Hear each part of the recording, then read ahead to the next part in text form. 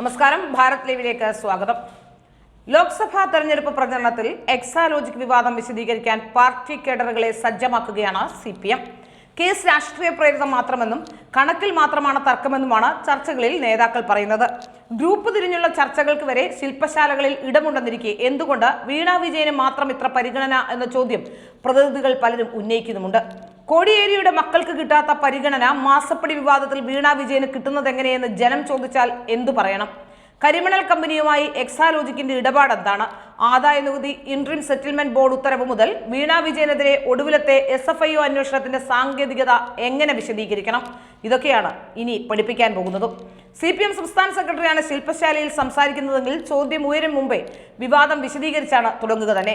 എല്ലാ രാഷ്ട്രീയ പ്രേരിതം, മാസപ്പടി എന്നീ വാക്ക് മാധ്യമ സൃഷ്ടി, എക്സാലോജിക്കും കരിമണൽ കമ്പനിയും തമ്മിലെ ഇടപാടിൽ ആദായ നികുതി കണക്കുകളിൽ മാത്രമാണ് തർക്കമെന്ന സാങ്കേതികതയിൽ ഊന്നിയാണ് വിശദീകരണം. വീണയ്ക്കെതിരെ അന്വേഷണം മുറുകുകയും പാർട്ടി അനുഭാവികൾക്കിടയിൽ തന്നെ സംശയങ്ങൾ ഉയരുകയും ചെയ്യുമ്പോഴാണ് വിശദീകരണവുമായി CPM രംഗത്ത് വരുന്നത്. മയക്കുമരുന്ന് ഇടപാട് സംബന്ധിച്ച കേസിൽ പാർട്ടി ഇടപെടലിന് പരിമിതിയുണ്ടെന്നും അതാണ് കോടിയേരിയുടെ മക്കൾക്കെതിരായ കേസിൽ സംഭവിച്ചതെന്നും നേതാക്കൾ പറയുന്നുണ്ട്. ലോക്സഭാ തെരഞ്ഞെടുപ്പ് മുൻനിർത്തി കേന്ദ്രീകൃതവും അതേസമയം വിപുലവുമായ പ്രചാരണ പരിപാടികളാണ് CPM ലക്ഷ്യമിടുന്നത്. 30,000 പേരടങ്ങുന്ന പാർട്ടി കേഡർ ഇതിനകം സംസ്ഥാനത്ത് സജ്ജമാക്കി കഴിഞ്ഞു.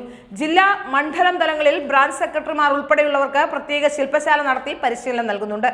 എന്തൊക്കെ വിഷയങ്ങൾ എങ്ങനെ ജനങ്ങളിലേക്ക് എത്തിക്കണം, വിവാദ വിഷയങ്ങൾ എങ്ങനെ സർക്കാർ അനുകൂല പ്രതിരോധം ഒരുക്കാം തുടങ്ങി ജനങ്ങളിൽ നിന്ന് ഉയർന്നു വരാവുന്ന വിഷയങ്ങളിൽ വിശദമായ ചർച്ചകളാണ് ശില്പശാലകളിൽ നടക്കുന്നത്. മാസപ്പടി കേസിൽ മുഖ്യമന്ത്രി നിയമസഭയെ തെറ്റിദ്ധരിപ്പിച്ചെന്ന് കേസിലെ പരാതിക്കാരനായ ഷോൺ ജോർജും ആരോപിക്കുന്നു. മകൾ വീണ വിജയൻ തന്റെ ഭാര്യയുടെ പെൻഷൻ തുക കൊണ്ടാണ് കമ്പനി തുടങ്ങിയതെന്ന മുഖ്യമന്ത്രിയുടെ വാദം തെറ്റാണെന്ന് ഷോണിന്റെ ആരോപണം. എക്സാലോജിക്കിന്റെ ബാലൻസ് ഷീറ്റ് ചൂണ്ടിക്കാട്ടിയാണ് ഷോണിന്റെ വാദം. വീണയുടെ നിക്ഷേപമായി 1 ലക്ഷം രൂപയും വായ്പയായി കിട്ടിയ 78 ലക്ഷമാണ് കമ്പനി തുടങ്ങാൻ ഉപയോഗിച്ച പണമായി ബാലൻസ് ഷീറ്റിൽ കാണിക്കുന്നത്. ഡയറക്ടറായ വീണയിൽ നിന്ന് തന്നെ എടുത്ത 78 ലക്ഷത്തിന്റെ വായ്പയാണ് യഥാർത്ഥത്തിൽ കമ്പനി മൂലധനമെന്നാണ് ഷോണിന്റെ വാദം. മുഖ്യമന്ത്രി നിയമസഭയെ തെറ്റിദ്ധരിപ്പിച്ചെന്നും ഇക്കാര്യം സഭാസമിതി അന്വേഷിക്കണമെന്നുമാണ് ഷോണിന്റെ ആവശ്യം. ഫേസ്ബുക്ക് ഗ്രൂപ്പിലൂടെയാണ് ഷോൺ വീണ വിജയനും മുഖ്യമന്ത്രിക്കുമെതിരെ രംഗത്ത് വന്നിട്ടുള്ളത്. അതേസമയം മാസപ്പടി കേസിൽ കേന്ദ്ര അന്വേഷണത്തിന് തടയിടാനുള്ള സർക്കാർ നീക്കത്തിന് ഇപ്പോൾ തിരിച്ചടിയായി. പൊതുമേഖലാ സ്ഥാപനമായ KSIDC ആണ് സീരിയസ് ഫ്രോഡ് ഇൻവെസ്റ്റിഗേഷൻ ഓഫീസിന്റെയും ROCയുടെയും അന്വേഷണങ്ങൾ അടിയന്തരമായി സ്റ്റേ ചെയ്യണമെന്നാവശ്യപ്പെട്ട് ഹൈക്കോടതിയെ സമീപിച്ചത്. പൊതുമേഖലാ സ്ഥാപനമായ KSIDC എന്തിനാണ് അന്വേഷണത്തെ ഭയക്കുന്നതെന്ന് ചോദിച്ച കോടതി കേന്ദ്ര ഏജൻസികളുടെ പരിശോധനയും അന്വേഷണവും സ്റ്റേ ചെയ്യണമെന്ന ആവശ്യവും തള്ളി. സീരിയസ് ഫ്രോഡ് ഇൻവെസ്റ്റിഗേഷൻ ഓഫീസ് നടത്തുന്ന അന്വേഷണങ്ങൾ എന്ന് പറയുമ്പോൾ അത് വലിയ രീതിയിൽ പ്രശ്നങ്ങളുള്ള, അതായത് വലിയ കോർപ്പറേറ്റുകൾക്കെതിരെ അന്വേഷണം നടത്തുന്ന ഏജൻസിയാണ്. അതും കേന്ദ്ര കോർപ്പറേറ്റ് കാര്യ മന്ത്രാലയത്തിന് കീഴിലുള്ള ഉന്നത ഏജൻസിയാണ്.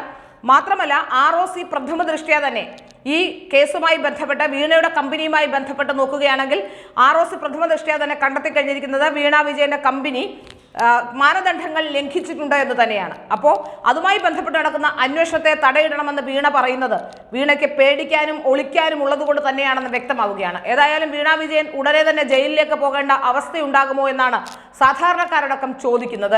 അതിനായി ജനങ്ങളടക്കം കാത്തിരിക്കുകയാണ്. കാരണം കഴിഞ്ഞ കുറേ നാളുകളായി പിണറായി വിജയനും മകളും കൂടി നടത്തുന്ന അഴിമതി പാർട്ടി ഘടകങ്ങളിൽ പോലും ചർച്ചാ വിഷയമാകുന്നുണ്ട്. അപ്പോഴൊക്കെ വീണയെയും പിണറായിയെയും രക്ഷിക്കാൻ പാർട്ടി തന്നെ രംഗത്തിറങ്ങാറുമുണ്ട്.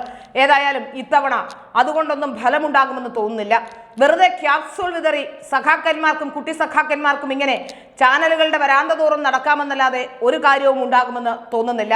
ഏതായാലും വീണ വിജയൻ പ്രതിരോധത്തിൽ തന്നെയാണ്. വീണ വിജയനെ ഉടൻ തന്നെ ചോദ്യം ചെയ്യും എന്നാണ് മനസ്സിലാക്കാൻ സാധിക്കുന്നത്. ചോദ്യം ചെയ്താൽ ഏതെങ്കിലും തരത്തിൽ ഈ വിഷയവുമായി ബന്ധപ്പെട്ട് കൃത്യമായ തെളിവുകൾ ലഭിച്ചാൽ SFIOയ്ക്ക് അറസ്റ്റ് ചെയ്യാൻ പോലുമുള്ള അധികാരമുള്ള ഒരു ഏജൻസി തന്നെയാണ്. അതുകൊണ്ട് തന്നെയാണ് പിണറായി വിജയൻ ഭയക്കുന്നത്, പിണറായി വിജയൻ മകളെ ഓർത്ത് ദുഃഖിക്കുന്നത്.